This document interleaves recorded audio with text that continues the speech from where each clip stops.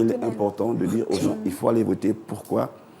Pour que le taux de participation soit non seulement élevé et que le pourcentage soit significatif. Le oui peut l'emporter comme le non peut l'emporter, mais le pourcentage est important, de sorte qu'on n'ait pas une masse critique, mais qu'on ait une masse qui adhère.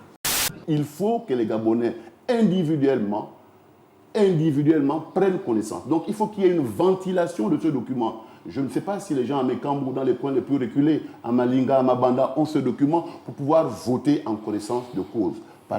Les réseaux sociaux sont un espace virtuel où chacun est libre de dire tout ce qu'il veut, sans pourtant tenir compte des réalités du pays.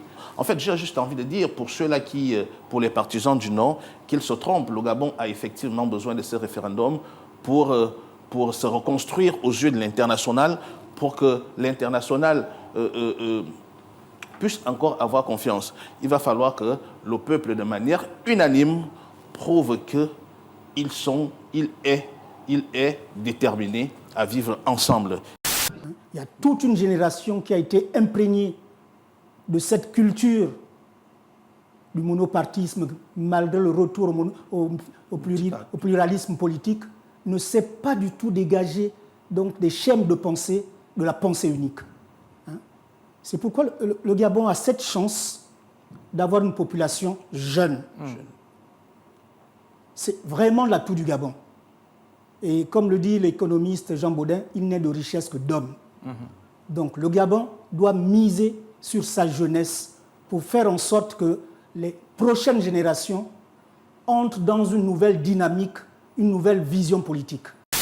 C'est une étape importante. Il faut en plus que les hommes qui vont se charger de veiller à ce que tout ce que nous avons décidé et que le peuple aura choisi, les hommes qui seront chargés de mettre tout cela parfaitement en musique comme un bel orchestre, jouent chacun sa partition.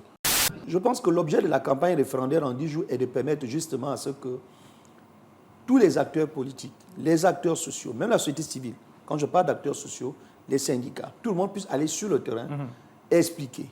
L'explication, ce n'est pas seulement au niveau de Libreville, il y a l'arrière-pays, où les gens parlent en langue locale. Il y aura des gens, il faut qu'il y ait des émissions, et c'est là où justement les médias sont appelés à jouer un rôle important.